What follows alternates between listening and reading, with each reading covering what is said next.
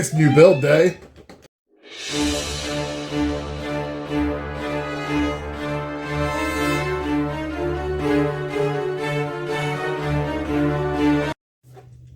Hello there and welcome back to Build with the Boys. I'm with the kid. So Oscar is here today on this one because this is one that's going to be for Oscar. So he is going to be doing the lion's share of the work. But we're going to talk you through all the different parts. Very exciting. We don't get many new build days in the modelling world. So whenever there's a new one comes on, there's always something quite special about it. But we have received this rather hulking first issue of the Infinity Gauntlet. Now, we're going to give you all the blurb on exactly what it is you get with this. So it's not just parts 1 and 2 you get all of the literature that's coming with this.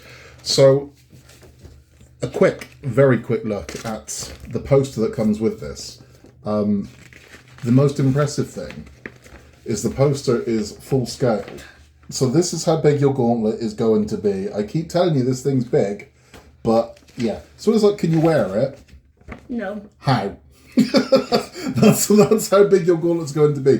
This is an actual scale. So the poster you get with it is the actual scale the gauntlet's going to be. This thing is enormous. So I'm looking forward to this. We've got on the back there, you can see the premium stand. I have gone premium. So I think the kid needs a premium stand for a premium glove. Yeah. So we've gone premium on it because we want the best for this is what we want. So that's what we're going for. This is going to look stunning when this is done. Now, I know that these parts are going to be fairly light on labour. They just are. Yeah, because I think the reality of it is how this bolts together. This isn't going to be a very intricate detail. Yeah. But it's just not. So I think there's going to be a few screws and you're done issues. I think that's just an inevitability. I think that's just going to be the way it is. Are you looking forward to this one? Yes, I've always wanted a life-size Infinity Gauntlet, so I think it works out pretty nice then, doesn't it? I think it's going to look amazing, I really do. We get a stone straight off the bat, so in issue 1 we've got... The kid knows more about the stones than I do. So what we got, which stone we get in the first one? The Reality Stone. The Reality Stone. Is the red one, which Thanos uses on...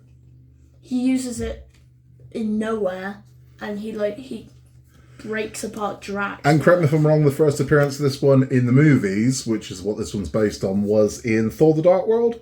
Yeah, Jane Foster. It was the ether, wasn't it? Yeah. It was like a mist, and then it became the stone. So yeah, it's the ether. Does it give Jane Foster cancer? I swear. I think it does. It makes her ill. Yeah. Anyway, what we're going to do is we're going to crack this one up. We're going to take a look at the parts. We are going to be assembling this rather than on the cutting mat on our microfiber cloths because I'm very conscious of the paint job on this one, and I don't want any scuffs or scratches in it. I would advise you do the same. What I need to get, I keep putting it off, but I need to get it is Partwork Upgrades do assembly cushions. I'm getting one of them. That just makes sense to have for this. It really does. So be conscious of that when you're sort of bashing this thing about. Anyway, kidder, I think it's time we crack this thing open and we take a look at all the parts that we get inside. Yeah. Okay, so here is everything we get inside pack 1, including a screwdriver. a gold screwdriver, which we won't be using.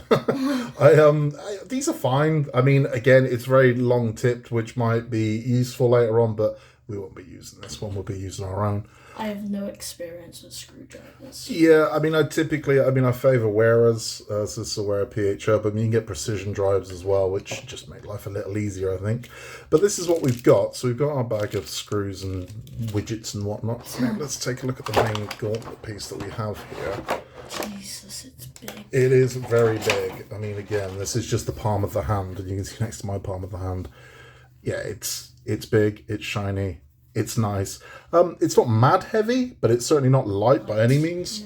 Yeah. And then we have the elements of the bulk of this build is going to be making the housing for the stone. So we have this part here. We have the overlay part here. We have what's going to make this thing light up and glow. And we have stone. the Reality Stone itself. So I say we just get into it, mate. What about you? Yeah. Right, so what we're going to do to begin with, we are going to place, right, so what you're going to need to do here, Oz, is that one goes this way round. Yeah. And, yeah, so that is going in there, mate. Like that? Nope. Other way around? Nope. Like that? Nope. The way I handed it to you. Oh, like that. Here you go, it's in. Okay. So once that's in, what we're going to do is we're going to screw it into place. So you can see it drops down there, and there are screw holes there, and there, and this is going to be held in with 2 screws. So let's get those screws ready. Okay, so as I screwed that one in place, you can see we've got 2 screws here and here. They were tight. They were really tight. Yeah. Next thing you need to do is you're going to put these 2 springs. They're going to go here and here. So crack on, mate. Okay, so spring number 1. Now what those springs are going to do is they are going to enable us to switch this off and on using the stone itself. So taking this part and this part here. Now what you'll see is there's a slice cut out, and you'll see this lug here, so you can see which way around that stone goes. So this stone needs to go into that. There you go. And if you lift that up, show the camera what we've got. So now you will see again with this one. So let me show you what's going on here. You've got a lug here, and you've got a cut out here, so you can see exactly how you're going to go in. Now, do you want me to put this on, or are you going to put this in? It's up to you. Do you want to do it? Yeah, we'll slot this in because I don't want to drop too far. There we go. So that is now in. Now there is resistance from those springs. They're pushing against it. So I will hold this whilst you screw this in place, man. Let's get these screws ready. Okay, so hold this for you. Now bear in mind, we've put one in because the spring is pushing hard against it. So I'm going to hold this for you. You're going to put another screw in there.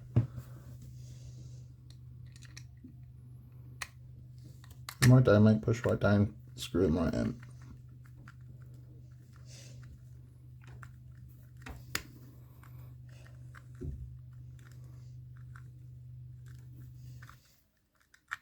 Well, there we go. That's got him. Nice. Okay, so with that one assembled, what we do now is we are putting in the batteries. Okay, mate, so I'll tell you what I'll do. Something tells me these are not going to go without a fight. I hope I'm wrong, but I think I'm going to be, because we're going to get 3 in here. Oh no. So there's 2 quite easily, and number 3 is going to go, nah, not playing ball. Damn. There we go. That's all 3. Sit. Right, stay. We are putting this piece here. Is going to slot in there like so, and then that goes down there, and then we're going to put a screw in here, mate, so we get that ready for you. Okay, so we screwed that one shut. Now, you might have noticed our deliberate mistake. We put the batteries the wrong way around, but we're hoping that we're working now. So, Oz, why don't you hit that button and...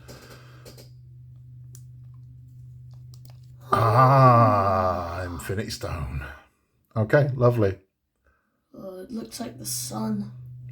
Yeah, it does. It looks gorgeous. That strong LED. That's good. Right. Okay. So there's a bit more to do on this one. What we have here is we have these 2 brackets here, and these are going to screw into. They're going to screw into the back here. So those are going to go in like so, and like so, and then we're going to put 4 screws in here. It's the same screws used in every single stage at this point, so that you don't have to worry about screw 1 or screw 2 or anything like that. But we're going to put 4 of those screws in there to hold this together. So that's that one screwed in. We've got these braces screwed in here, and that is pretty much that part complete. The next thing we're going to do is we're going to bring over the glove itself. Well, the first part of the glove. And in this section here, we're going to be placing in these 2 brackets are going to go in here and here. This should be interesting. Let's get that done. Correction, we're not going in here, we're going in here. So they're going over there and there, where you can see the plate says that's going to bind to it. So it's this one, it's the middle one that we're going for. So these are going to slot in. Let's have a look if we can get one in on camera. There, and then there, and then it's time for you to do some screw driving, mate. Okay. Because you've got to get 2 screws in there, 2 screws in there. I think your little hands are going to be far better for this than my big hands. So we are using the 3-in-1 oil method here, which is a little pot 3-in-1 oil. We just touch the screw head in there. There you go, Oz. Just touch the screw head into the oil. And now you're going into that hole. Just there. There you go. Your magnets, grab your screw. Oh. You're going to have to fight against it, mate. Grab it off, drop it in. There we go.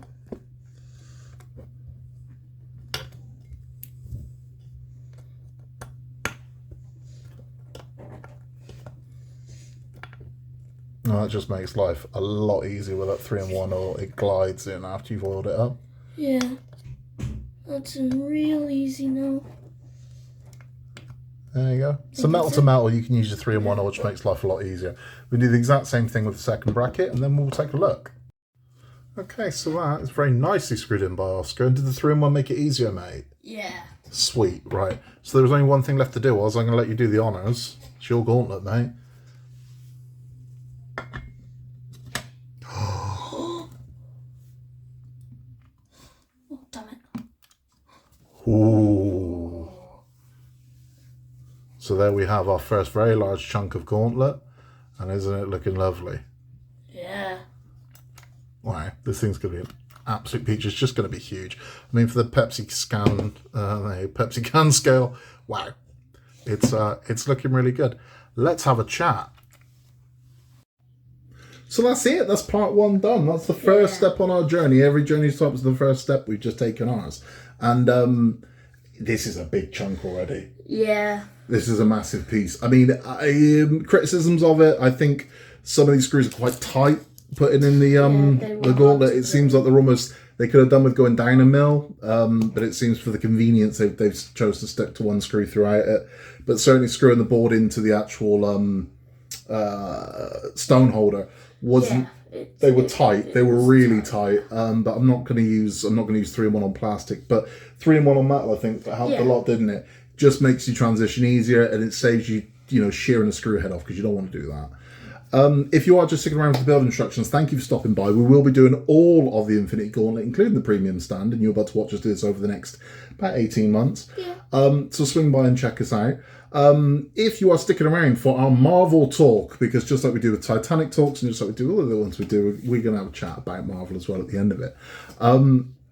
So get yourself comfy. We've got our lovely mugs here that we're going to be having our tea out of. Whilst we're going to talk about the 50 greatest villains and the 50 greatest heroes. We're going to alternate between the two. So we're going to start with our 50. This isn't anyone's, this is the official. This is ours. This is what we think. We looked at it and we sort of ranked them where we want to rank them.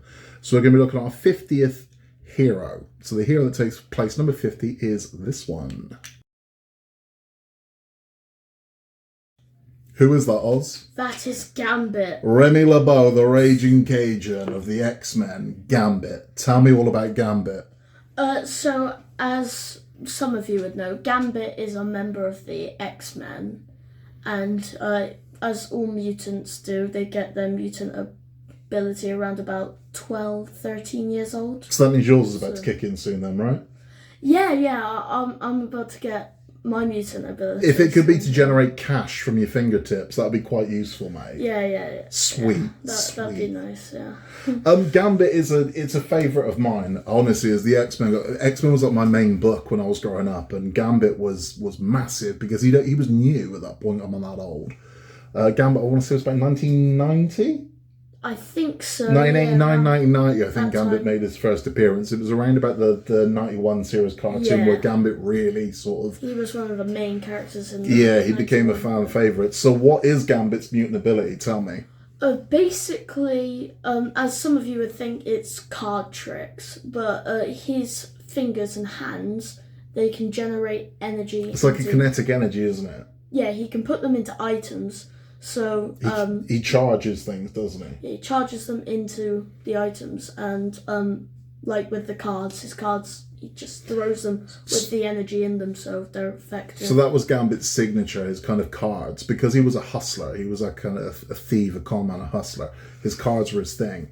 Yeah. So he would generate power through the cards, and with the cards, he could only generate power through small items. He couldn't do like a car. It was always little things. His bow staff. The bow staff, he put charge through the staff, yeah.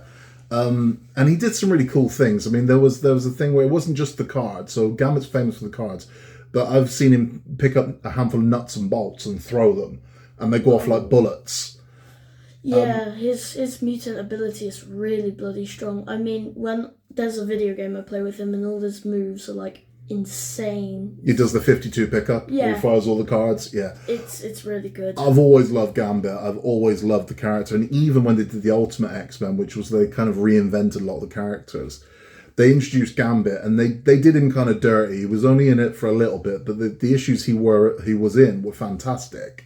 Where they had him in New Orleans, and just even this cover, I want to show this cover because I always loved this one. So it was great. He had this very limited arc, and he was also part of Weapon X in the Ultimate X-Men. But it was great, and he's taking care of an orphan he's met on the streets, and Hammerhead, who's kind of a nothing villain in a lot of things, is in this one, and he says to Gambit, he thinks it's the cards, and he says you're not able to throw your magic cards without your fingers, and goes to bite his fingers off, and Gambit says to him, it's not the cards, it's the fingers. And he charges the teeth in Hammerhead's head and blows his head up. It's so badass. It's amazing. And then they did Gambit wrong. Gambit died in Ultimate X-Men. But in the main book, he lived. But in Ultimate X-Men, he died. And he died saving Rogue. Yeah. And Rogue was Gambit's big love. And they were this kind of cursed lovers because they could never touch. You could never kiss her because if you did, it would kill him. Because she absorbs your powers. So if she was ever to kiss Gambit, it would kill Gambit. So I think knowing the character and kind of, he was very suave. He was very much a ladies' man. But I think that's part of the appeal. I think the fact that he could never have Rogue is why he desired it so much. It's a fantastic character. He has made a movie appearance. He was played by Taylor Kitsch in Wolverine, X-Men Origins Wolverine, which it was fine. I mean, the representation on that was okay, but why he was never in the X-Men movies is beyond me, because he was a fan favorite. I mean, he's been a fan favorite since he came in, and for him to just never be in the X-Men movies seemed mad. But that was the choice they made. Yeah, it's annoying, but it is annoying. But I'm hoping that now Marvel are going to be doing their own version of the X-Men. Yeah, he should be in that. He's got to be. You'd think that they've at least they can make a Gambit movie, Gambit TV show. I don't care what it is. I need more Gambit. They're starting to do more Gambit. I mean, I know there's a Gambit Lego figure coming out. There is. There's a minifigure of Gambit coming out. And Gambit, like I said, he's just the coolest, suavest character. His powers kick ass. He looks good. The cards are just so cool. It's a hell of a character. And he is our 50th superhero. 49 to go. 49 to go. We will be back very soon with issue 2 of Build the Infinity Gauntlet from Fanhome, where we will be getting our second Infinity Stone. Yeah. And it took Thanos about 4 years to get to that point. It took us one morning. But we will be back very, very soon with issue 2, where we will be completing the palm. So those two parts will bolt in together. So this thing is going to grow significantly. We will have another Marvel talk. We'll be talking about our 50th favourite villain in the next one. So please stop by for that. If you haven't yet, please remember to like and subscribe. Cheers until next time. And in a world where you can be anything, just be nice. Say goodbye, Oz. Bye.